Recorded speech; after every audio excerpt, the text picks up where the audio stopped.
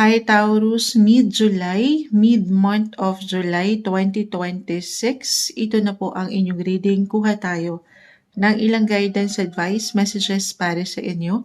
Mensaheng gabay lamang po. Taurus, ano kailangan niyong marinig? Any guidance ngayong mid-month? Message, Knight of Wands. Guidance. Ayan, kumpol na sila. Queen of Cups.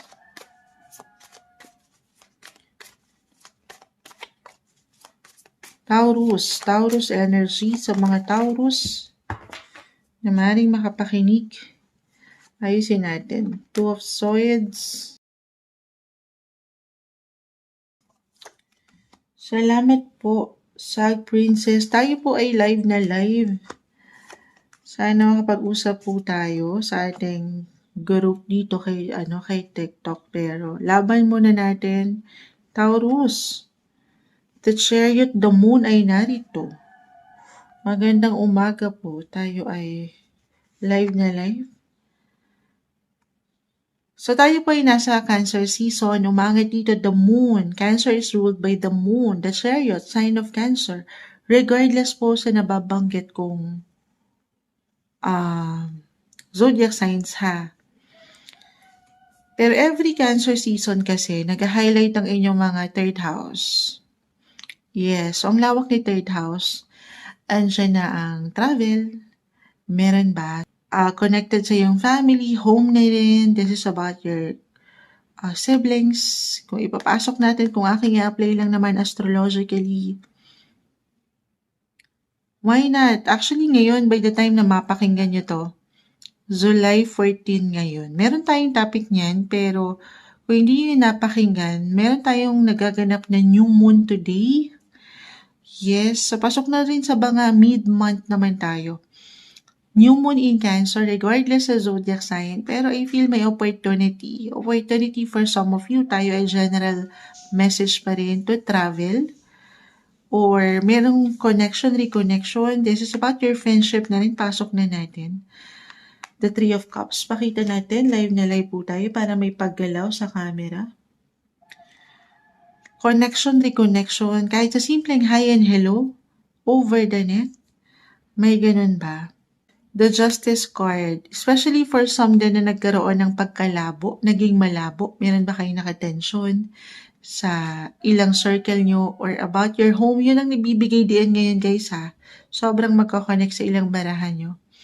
Or may ilang tension sa pamilya, physical, minds, or emotional sa ilang family members, or pagdating sa inyong tahanan, meron ba kayong gustong ayusin, kumpunihin, bilhin, pagandahin? Ganyan yung energy na in a way, parang nagiging malabo siya ngayon. Pero mabibigyan kayo ng opportunity para maharap, matugunan, or mapagbigyan. I see balance, justice. Hopefully, i-claim natin to na ano man yung ilang worry nyo when it comes to your home. Again, physical man yan or one of your family members, magiging maayos ha. I-claim natin ito. Kasi umangat na dito ang inyong mga emosyon. The Hierophant or the High Priest, the Moon ay narito. Kahit na minsan nagiging malabo, halo-halo ng emosyon with the Moon, nandito yung love, the Chariot, the High Priest, nagiging sensitive kayo, conservative, traditional. Umangat yung inyong pagiging family-oriented. Ganun yung energy guys. Pero para sa ilan si Mercury kasi naka-retrograde din ngayon at ito ay nasa inyong mga third house. Kapag ito ay naka-retrograde, may ilang tendency na ilang delays, or glitch, or baka mapornada yung ilang lakad, or talagang magiging intended to kasi may ilang ganapan din akong nakikita when it comes to your career, sa inyong trabaho.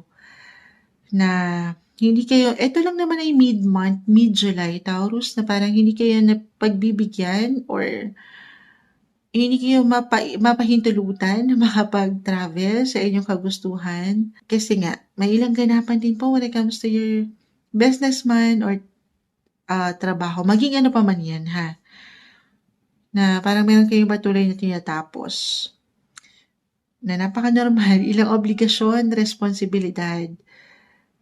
Yes, so pag-uusap lang din ito ha, connect, communicate, at gamitin yung boses ng nasa balanse kung sakali merong ilang mapopornada sa inyong mga plano.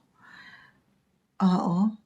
At huwag magpapadala sa ilang emosyon na of course kasi again kapag naka-retrograde si Mercury may ilang tendencies ng misunderstanding, miscommunication. So, communication is the key pa rin. Yan pa rin yung magpapaangat para mas magkaroon ng balance yung connection nyo. Sa relasyon man, ang dami guys, or sa trabaho. Ang dami ring ganap sa inyo, Taurus. Don't rush anything ha. Take it easy. Sa dami kasi kita mo si Two of Swords, nakapiring na. Parang ayaw nyo nang tingnan. Sa dami. Hindi nyo na alam din ang uunahin. Naka-reverse. So be clear lang din sa intention nyo. I see opportunity, new beginnings, new project, new connections, new friendship. Ang daming bago or pagbabago. Or I see improvement din po ha. Claim natin yung improvement or even development pagdating sa inyong mga buhay, pamilya. Especially kung nagkaroon kayo ng tension dyan. Or may ilang inaayos kayo, tinatapos. Hindi man agad-agad ngayong mid-July, pero papunta kayo dun ha. Kasi nga, si Mercury, sisisihin. Lagi natin sinisisi si Mercury, naka-retrograde. Kapag naka-retrograde ang isang planeta, may ilang tendency talaga po ng kabagalan. So, kalma, isa-isa sa mga priorities, balance is the key. Alam ko madaling sabihin to, pero sa dami minsan, hindi mo na nga alam ang unahin. Pero lagi yung tatandaan na walang ihahain ang universe sa inyo na hindi nyo mapanghahawakan. Okay? Ganun yung energy, guys. So, babalikan ko pagdating sa inyong buhay career, guys. Merong nakakapuna sa inyo. I feel na ganito to. Merong nakikitaan kayo ng kakayanan, paano nyo pinanghahawakan yung trabaho, paano kayo kumikilos, naglalabas ng energy. So, i-claim natin na merong magandang opportunity rin dyan, good news, when it comes to your career. Lalo pa kung alam mo sa sarili mo na binigay mo, patuloy mong binibigay ang iyong best sa part na yan. The Justice Court. Matatanggap nyo ang tamang hostisya na deserve nyo, mabibigyan kayo or maibabalik sa inyo yung kumaga for energy exchange, kung ano yung naibibigay nyo, i-claim natin na double triple ang parating para sa inyo. Or ito lang yung pinaka-advice po ha.